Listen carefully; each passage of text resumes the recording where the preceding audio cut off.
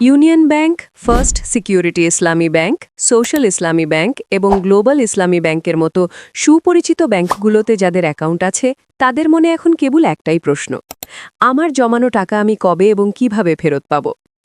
আজকের এই ভিডিওতে আমি আপনাদের এই সমস্ত প্রশ্নের একদম পরিষ্কার এবং চূড়ান্ত উত্তর দিতে যাচ্ছি। বাংলাদেশ ব্যাংকের সর্বশেষ আপডেট অনুযায়ী আপনাদের আটকে থাকা টাকা তোলার সম্পূর্ণ প্রক্রিয়াটি আমি আজ ধাপে ধাপে বুঝিয়ে দেব, তাই ভিডিওটি না টেনে একদম শেষ পর্যন্ত মনোযোগ দিয়ে দেখতে থাকুন।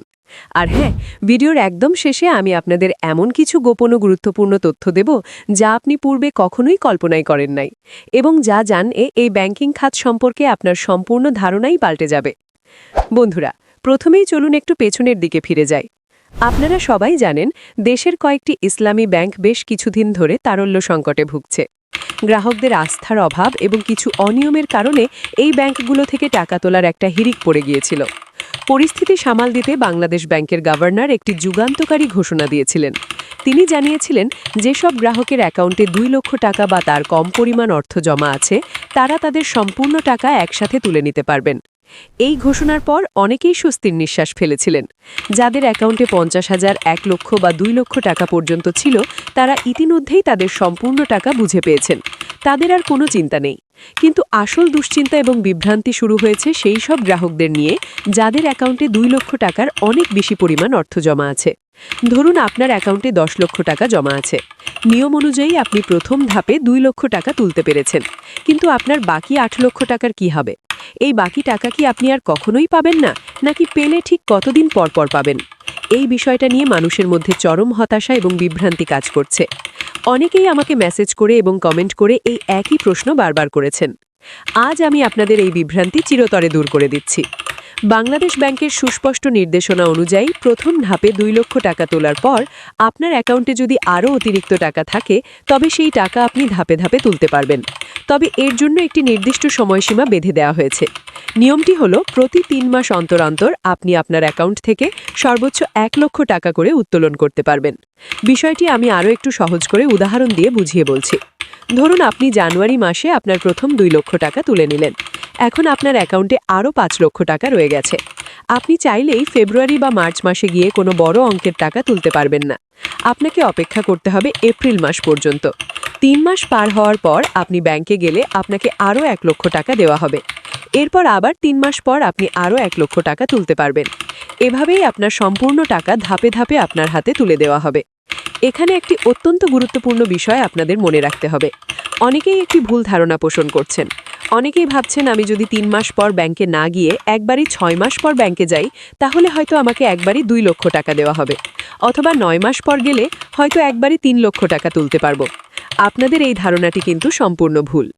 আপনি যদি 3 মাস পর পর ব্যাংকে না গিয়ে 4 মাস, 5 মাস বা 6 মাস পরেও ব্যাংকে যান, তবুও আপনাকে ওই একটি উইন্ডোর জন্য শুধুমাত্র 1 লক্ষ টাকাই দেওয়া হবে। অর্থাৎ আপনি সময় বেশি নিলেও একবারে 1 লক্ষ টাকার বেশি কোনোভাবেই তুলতে পারবেন না। এই নিয়মটি অত্যন্ত কড়াকড়িভাবে পালন করা হচ্ছে। তাই 3 মাস পার হলেই আপনার উচিত ব্যাংকে গিয়ে আপনার প্রাপ্য 1 লক্ষ টাকা তুলে নেওয়া। আপনি কোনোভাবেই জমিয়ে রেখে একবারে অনেক বেশি টাকা তুলতে পারবেন না। এখন আপনাদের মনে একটি খুব যৌক্তিক প্রশ্ন আসতে পারে, মানুষের জীবনে তো যে কোনো সময় বড় কোনো বিপদ আসতে পারে। হঠাৎ করে পরিবারের কারো বড় কোনো অপারেশন, ক্যান্সার বা হার্টের চিকিৎসার জন্য জরুরি ভিত্তিতে অনেকগুলো টাকার প্রয়োজন হবে। তখন এই 3 মাস পর পর 1 লক্ষ টাকা তোলার নিয়ম দিয়ে তো আর জীবন বাঁচানো সম্ভব নয়। তাহলে কি এই ব্যাংকগুলো কোনো মানবিক দিক বিবেচনা করবে না? আপনাদের জন্য অত্যন্ত স্বস্তিদায়ক একটি খবর হলো, হ্যাঁ, বাংলাদেশ ব্যাংক এই বিষয়টি অত্যন্ত গুরুত্বের সাথে বিবেচনা করেছে। যাদের জরুরি মেডিকেল এমার্জেন্সি বা গুরুতর চিকিৎসার জন্য অর্থের প্রয়োজন তাদের জন্য নিয়মে একটি বিশেষ ছাড় দেওয়া হয়েছে। যদি আপনার সত্যিই কোনো মেডিকেল এমার্জেন্সি থাকে এবং আপনি যদি উপযুক্ত মেডিকেল ডকুমেন্টস যেমন ডক্টরের প্রেসক্রিপশন, হাসপাতালের বিল, অপারেশনের ডেট বা অন্য যে কোনো প্রমাণাদি ব্যাংকে সঠিকভাবে উপস্থাপন করতে পারেন, তবে ব্যাংক আপনাকে একবারে সর্বোচ্চ 5 লক্ষ টাকা পর্যন্ত উত্তোলনের সুযোগ দেবে। এটি শুধুমাত্র এবং শুধুমাত্র জীবন রক্ষাকারী জরুরি চিকিৎসার ক্ষেত্রেই প্রযোজ্য হবে। আপনি চাইলেই কোনো ভুয়া কাগজ দেখিয়ে এই টাকা তুলতে পারবেন না। ব্যাংক কর্তৃপক্ষ আপনার কাগজপত্র অত্যন্ত নিবিড়ভাবে যাচাই বাছাই করার পরই আপনাকে এই 5 লক্ষ টাকা একবারই তোলার অনুমতি প্রদান করবে। এবার আসুন আরেকটি খুব গুরুত্বপূর্ণ বিষয় কথা বলি।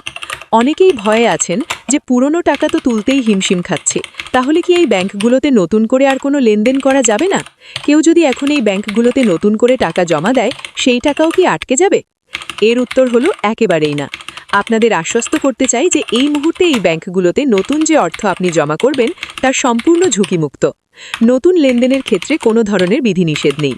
বিশেষ করে সোশ্যাল ইসলামী ব্যাংক বা এসআইবিএল এর মতো ব্যাংকগুলো ইতিমধ্যেই তাদের স্বাভাবিক কার্যক্রমে অনেকটাই ফিরে এসেছে। আপনি যদি এখন আপনার অ্যাকাউন্টে নতুন করে টাকা জমা দেন, তবে আপনি আপনার প্রয়োজন অনুযায়ী যে কোনো সময় সেই নতুন জমা করা টাকা উত্তোলন করতে পারবেন। নতুন অর্থের ওপর ওই ৩ মাসের বা ১ লক্ষ টাকার কোনো নিয়ম প্রযোজ্য হবে না। মূলত পুরনো আটকে থাকা তারল্য সংকট কাটানোর জন্যই ওই নিয়মগুলো করা হয়েছে। এতক্ষণ আমি আপনাদের ব্যাংকের টাকা তোলার বর্তমান নিয়মকানুন এবং আপনাদের করণীয় সম্পর্কে বিস্তারিত জানালাম।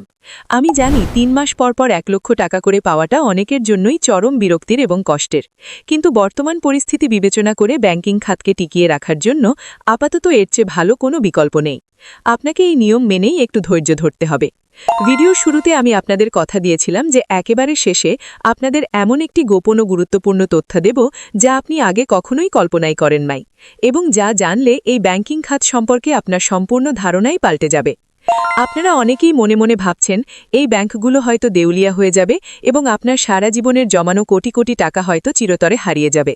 কিন্তু গোপন সত্যিটি হল, বাংলাদেশ ব্যাংক কোনোভাবেই দেশের কোনো তালিকাভুক্ত বা শিডিউলড ব্যাংককে দেউলিয়া হতে দেবে না। এটা রাষ্ট্রের অর্থনীতির জন্য কতটা মারাত্মক হতে পারে তার নীতি নির্ধারকরা খুব ভালো করে জানেন। আপনারা হয়তো জানেন না, যারা এই ব্যাংকগুলো থেকে হাজার হাজার কোটি টাকা লোপাট করেছে তাদের সম্পত্তি অত্যন্ত গোপনে বাজেয়াপ্ত করার প্রক্রিয়া ইতিমধ্যেই চলমান। সেই টাকাগুলো রিকভার করে খুব শীঘ্রই ব্যাংকের ভল্টে ফিরিয়ে আনা হবে। আপনার জমানো টাকা হাওয়ায় মিলিয়ে যায়নি। সেই টাকাগুলো হয়তো সাময়িকভাবে আটকে আছে, কিন্তু গ্যারান্টি দিচ্ছি আপনার মূলধনের একটি পয়সাও মার যাবে না। বাংলাদেশ ব্যাংক ইতিমধ্যেই এই ব্যাংকগুলোতে গোপনে বিশেষ তারল্য সহায়তা বা স্পেশাল লিকুইডিটি সাপোর্ট দিতে শুরু করেছে, যা সাধারণ মানুষের চোখের আড়ালেই হচ্ছে। উদ্দেশ্য একটাই, মার্কেটে প্যানিক বা আতঙ্ক তৈরি না করে খুব ধীরে ধীরে ব্যাংকগুলোকে আবারও তাদের নিজের পায়ে দাঁড় করানো।